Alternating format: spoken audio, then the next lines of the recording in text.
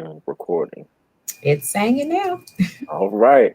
Good. Hey guys, it's me, Antoine. I'm so excited to be with you. Welcome to another edition of Antoine and Friends. Guys, you know I'm excited. Well, I'm always excited, right? But I have one of my favorite friends in the studio today, guys. I have the one and only Adriene Barr with me today, and she's going to be reading her story, Dancing with the Butterfly.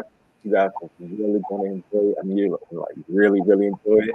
So, Adrienne, I'm just going to let you take it away. All right. Thanks, Antoine. All right, guys. Dancing with butterflies. All Leah wants to do is dance. She found her passion, that one thing she could do all day, every day.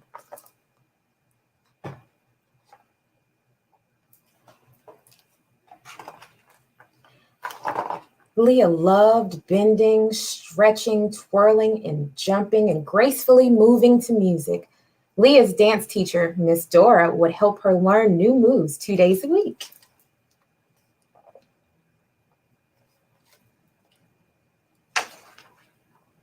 At home, Leah's mom would play music so Leah could dance around and practice her moves. Leah loved to dance in front of the long mirror in the hallway. She felt so free. Oops. Mom's cheering her on. Love it when parents cheer you on. Leah would close her eyes and imagine she was dancing on stage with big, bright lights shining on her and the audience cheering. But this time, when Leah opened her eyes and thought about all those people watching her, she began to feel something. It felt like a vacuum came and stole her air, and a drum was playing in her chest. Ooh, that can be a little scary. Look at how worried her face is. Leah's got some trouble, y'all. Leah wasn't sure if this was something she could tell her mom. She didn't want to worry her, and she thought the feeling would stop and never come back. So she kept it to herself. Sometimes we do that. You know, she's sitting in her room, she's worried, she's concerned. Let's see what happens next. The next week at practice, Miss Dora told the class that they were having a dance recital in 3 weeks.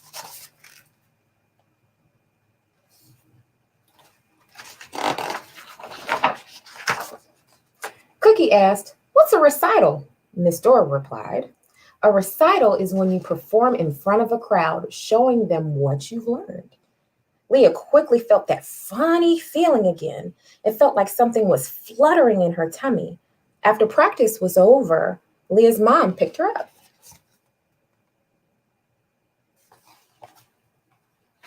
Everybody's safe in that car. They got their seatbelts on. It's a good thing. As they were heading home, Leah's mom asked, "So, Ladybug, Miss Dora tells me you all are going to have a recital. How are you feeling about it?" Leah had that strange feeling again, so she stayed quiet. "What's wrong, baby?" asked Mommy. Oh, she has that worried face. Oh, it's not fun being in that worried state. Leah said, "Every time I think about being in front of all those people, my stomach starts to feel funny." "Oh, honey, it sounds like you have the butterflies," Mom said. Leah exclaimed, "Butterflies? How do you get butterflies in your stomach?" I'm curious to know, how did she get all the butterflies in her stomach? Mom explained, "The butterflies are just a feeling. Those butterflies are your body's reaction to being nervous about something. It can feel like a twister of butterflies blowing around in there. But did you know you can calm those butterflies?" Leah replied curiously. "How, Mommy? I have to know. I don't like this feeling."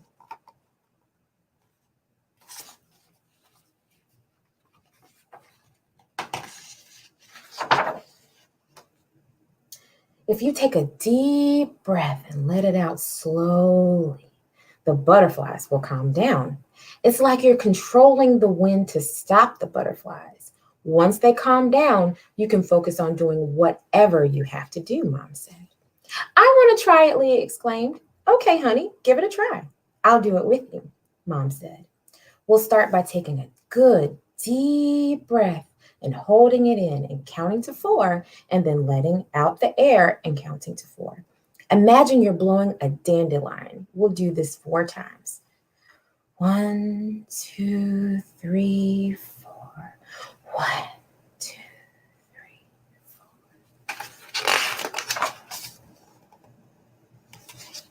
4. You can even close your eyes if you like, Mom said.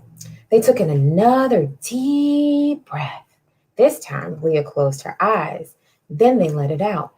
1, 2, 3, 4. 1, 2, 3, 4. How do you feel, honey? Mom asked. Leah noticed the butterflies within her had settled. I feel better, Mommy. It worked. Look at how happy she is that it worked. Look. Later that night, after Mom had tucked her into bed and gave her goodnight kisses, Leah began to practice that breathing again. She liked the way taking those breaths and releasing them made her feel. Every time she inhaled, she was inhaling calm. And every time she exhaled, she was releasing anything that bothered her. She felt like she was the princess of air, controlling each moment by just breathing. It felt so magical to her. This is my favorite picture in the entire book. It's always good to tell people, someone you trust, what's going on with you. A lot of times they can help. Especially moms, because moms are good like that. The day of the recital had finally come. Leah and her classmates were dressed in beautiful, long, flowing dresses and were waiting on the sides of the stage. Leah peeked out to see if she could find where her mom was sitting, but all she saw was a sea of people. Instantly, the butterflies in her stomach began to put on their own show. Oh my goodness. Look at that face. She's so nervous. Have you ever had a time where you were nervous? I was nervous before this. I breathed. Oh no, Leah thought. There's so many people and the butterflies are back. Just then, Miss Dora announced it was time to go on stage. Go do your best. All of you will do great, she said. Oh, she's holding her stomach. She can feel them fluttering around. My goodness. My goodness. Leah felt the butterflies were walking her on stage instead of her feet. Her hands got sweaty and the drums began playing in her chest again. Her legs began wobbling with the drums. There's so much going on. What do I do about these butterflies and drums? Leah thought. Just as Leah walked to her spot, she saw her mom in the front row. Mom smiles and motions for her to breathe.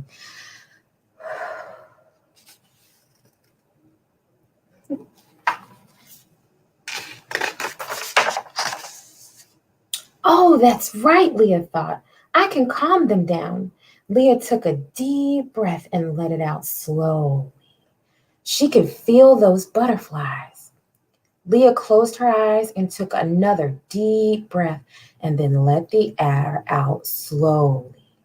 1, 2, 3, 4. She did this another 2 times, imagining herself gently blowing a dandelion. She felt calm and at home in her body, confident that she could dance carefree. It worked. Look at her. She's doing it. You better do it, Miss Leah. The music and lights came on, and Leah and her classmates began to dance. Leah dances with grace, not missing a beat. Her arms stretched towards the ceiling, and her legs and feet kept perfect time with the routine in the music. Leah realized that breathing helped her clear her mind so she could perform and have fun in the moment. Once the dance was over, the crowd stood up and cheered. Yeah! Leah looked at her mom and they smiled at each other. Mom blew her kisses and continued cheering. Leah was so proud of herself. She calmed those fluttery butterflies, stopped the beating drums, and danced beautifully on stage. She felt like she could do anything. Look at that. She danced her way towards victory. Thank you guys for listening and reading with me. Dancing with Butterflies, Discovering Mindfulness Through Breathing. Antoine, I'm going to turn it back to you.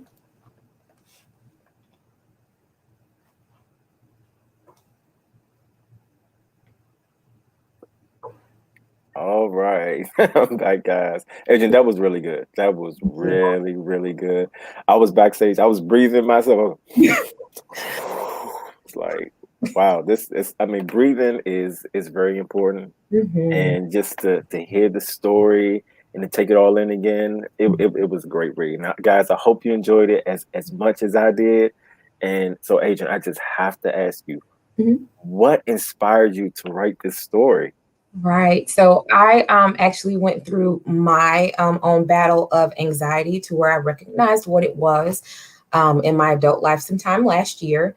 And when I really sat back and I reflected, I've always kind of been like a socially anxious kind of kid, and always just had those feelings. So being a mother too with my daughter, her name is Leah. She dances and she does competitive cheer. So when they cheer, it's in huge venues with a lot of people, and she always, even to this day, still gets really nervous right before performing. And our thing was always to just breathe. And I felt, children and adults can definitely benefit from this message. So I wanted to write a book to, bring those two together in both stages of life. Oh wow, that's great. So, how does your daughter feel about that? Having being in a book, how does she like that? She my daughter is hilarious. She really enjoys it. And I also, of course, dedicated the book to her.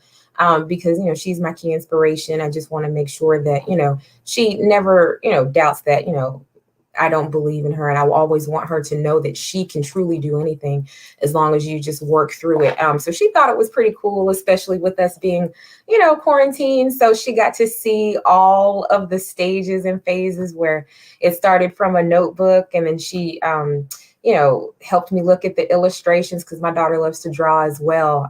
So she thought it was she's really good. She doesn't give herself enough credit.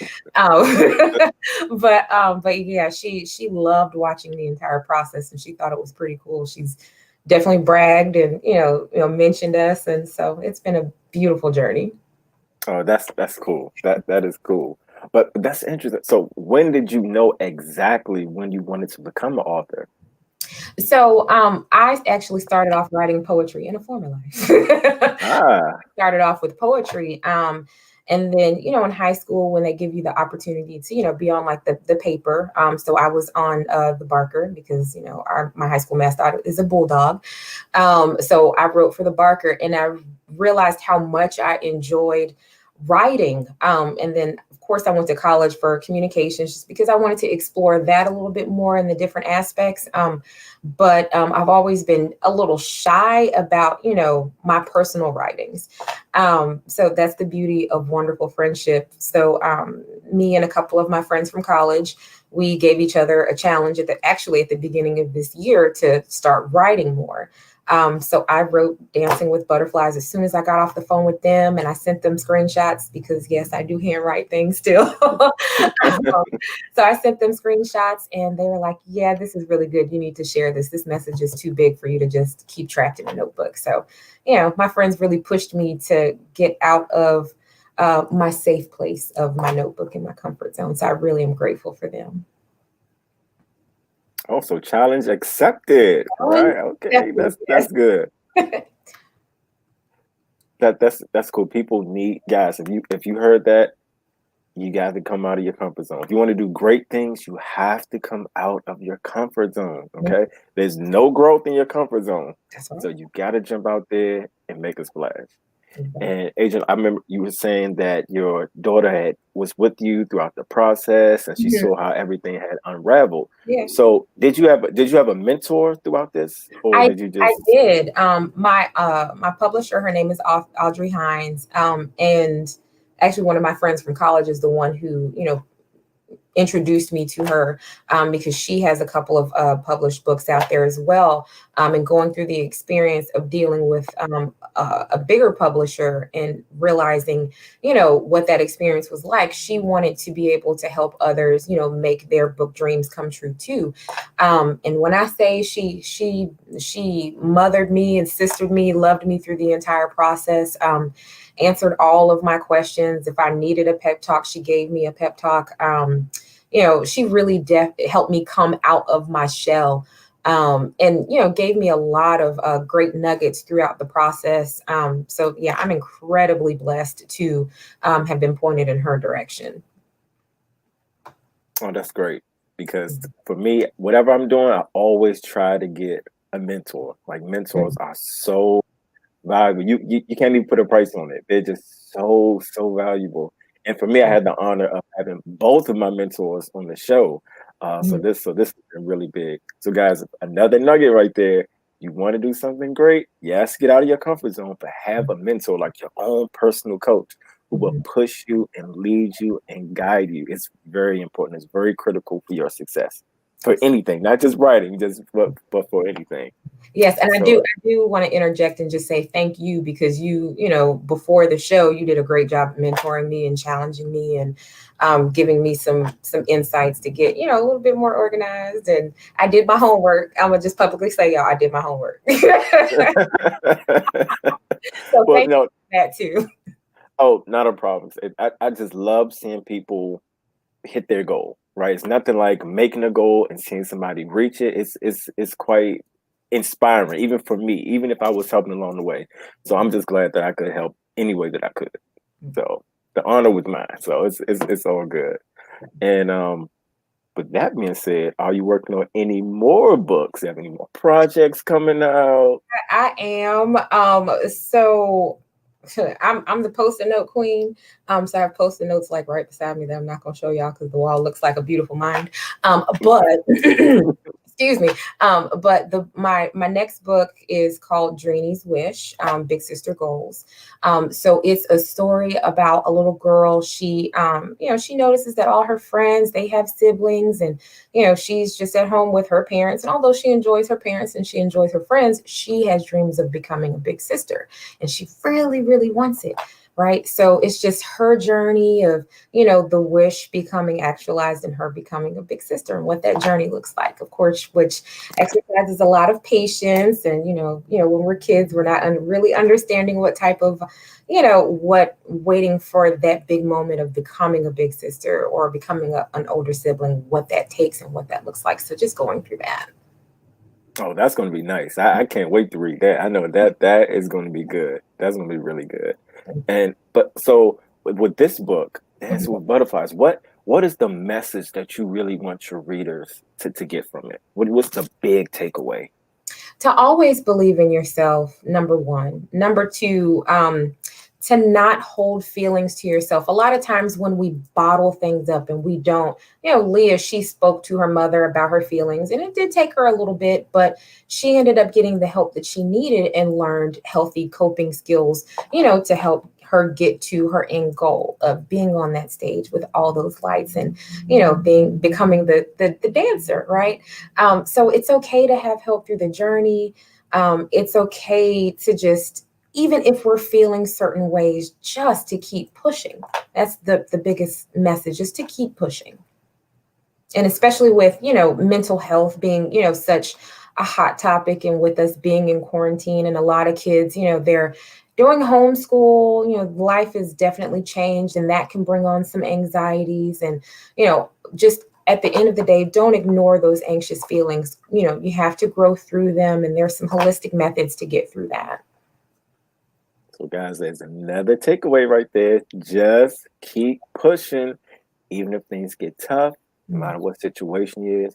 Don't stop. You will make it through. You will hit that target. You will make it to your end goal, guys. So keep pushing. As you've given us a lot of nuggets today. That's good. You've given us a lot of nuggets, which is awesome. So this is funny. Like, I love asking all authors this question. You ready? Ready?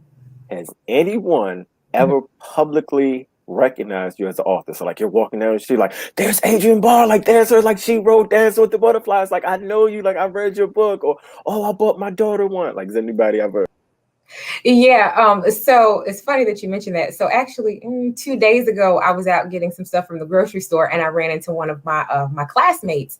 And she's like, "Hey, Miss Author," and I turned around, I was like, "Hey, Kira, how you doing?" Like I wasn't even aware that she was watching me on Facebook and watching that entire journey. So that was beautiful. My church has been incredibly supportive. So we're still doing virtual services. So we just started coming back together in the house of the Lord. And people are saying, "Hey, how's your book going? Oh my gosh, I got your book. I love it." So it's been incredible. Yeah. That's cool. I bet you like who's Miss Author? Like me, Exactly. right? Whiplash, like what? And I mean it's priceless. The first time every author experiences that, like it's like, oh my gosh, like me, like you want my autograph, or things like that. It's a cool feeling. It Mhm. really is. It definitely is. And with this being said, and like I said, we're in quarantine. I know it's hard for us to get in schools and things like that. Everything's virtual. But have you ever had any authors come to any of the schools that you attended? No, I did not have the pleasure. I am an Army brat. So I almost feel like I probably missed the opportunity in the midst of the move because my mom, she retired at the end of my fourth grade year. And then we moved to North Carolina from Maryland. So I almost feel like maybe I missed that little niche. But hey, maybe I can make that happen for, some kid, now. So Have you? Hmm? Oh, I was just going to say, did you have any opportunities? Any teachers contact you to say, "Hey, would you mind doing like a virtual visit or anything like that?" I'm not had the pleasure of that yet, but I have had the Burlington chapter of Jack and Jill. They did reach out to me so we could have a story time with their prince and princesses. So that was really cool. And even though it was in a virtual environment, just to see the expressions on their faces as we were going through the story, and I was showing them images and I definitely made like a big to do of it. I had butterflies all in my hair. I had butterfly wings on too. So I really did my best to make it an experience, even though we weren't together. But that was an incredible experience. I look forward to doing more events like that in the future. Oh, it's priceless. Like seeing Mhm. those kids, like I said, seeing their faces. I mean, especially when you have an opportunity to do the in person. Is nothing like it. Is nothing like it. Like I've had the opportunity to do elementary, middle school, and high school. Mhm. So just having the opportunities to meet the students, and you kind of feel like a rock star, right?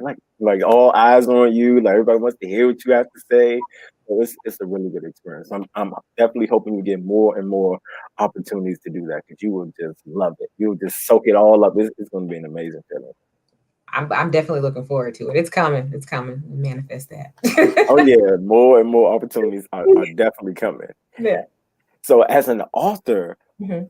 as a child, right? From now as an author to looking back in your childhood, who were some of your favorite authors, that you read, their books that you read when you were growing up? Yeah, so I really love Shel Silverstein. He has, some amazing, amazing books. And, I know it typically comes out in, a poetry format, but, even rereading them now, like a lot of the messages within his works, they still really resonate. I'm an 80s baby, so the Bernstein Bears, that was always Mhm. great. So I know I'm aging myself again. But the Bernstein Bears was fantastic. But my brothers and my brother, he was born in '93. His favorite book was Rainbow Fish, right? So you remember that book? Absolutely, It's such a pretty absolutely. book with the iridescent it- you know fish, and just exploring under the sea and what that looked like. And I really enjoyed reading that book to him over and over again. That was good. It was. That was good. I had the opportunity to read it to my students this year, so that was really really good. Mhm. And so if our authors in the audience or just anybody, if they wanted to connect with you, how would they be able to do that? Absolutely. So I am on Facebook as author Adriene Barr. I'm also on Instagram, and that's Dreamy_Nicole, and that's DREANIE_Nicole, NICOLE. Feel free to email me. My email address is authoradrienebarr@gmail.com.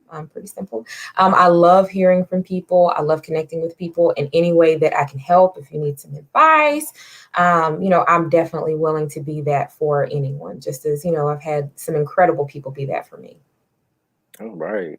And if there's any another message, something that you want to leave our viewers with, what would you say? Okay, so first and foremost, do not stop writing. Make sure that you make it a practice. Even if you're really not, digging what you're writing, just keep writing. You don't edit yourself. That's probably number two. That's a big thing, and I'm horrible at that because I'll write and it's like, nah, maybe I don't like that. But what I found through this process, a lot of what I edited out on my own, I had to put back in. So just don't edit yourself. Let's see, number three, connect with fellow authors. A lot of those relationships are incredible. They can help build the momentum. They can be those mentors for you. There's a lot of great groups on Facebook that I found that have been inspirational, have given me some extra ideas and some different ways to look at things. You can also find like editors and illustrators and things of that nature out there too, because it's a group environment. Everyone's trying to help each other out, right? And then let's see, I would also say, don't worry about writing a message that someone else has already written. People need to hear your perspective and they need to hear your voice on this particular subject. So just because someone else wrote a book with the same subject, that does not mean that they can tell it the way that you can. Your message and your delivery is just as unique as you are. So don't let that deter you. Oh, I gotta highlight that one, guys. Your message is unique. Okay. Even if someone else has done something similar, what you have, your perspective is unique, it's purposeful, it's meaningful. Don't reject it, right? It's your own, it's your truth. Do not reject it, guys. Or back when I was young, people say, hey, don't reinvent the wheel. If someone said it, say it again. Okay. Just put your own spin on it. Like, it's okay. Whatever you believe your message is, whoever you're writing for, they will love it. They will love it, guys. So Adriene, I just gotta thank you. I'm so glad that I've had the opportunity to host you. I mean, you've been amazing. The book is amazing. Guys, please, please, please pick up a copy of Dance with Butterflies. You will thoroughly enjoy it as much as I did. And guys, what can I say? It's like our time just goes by so fast.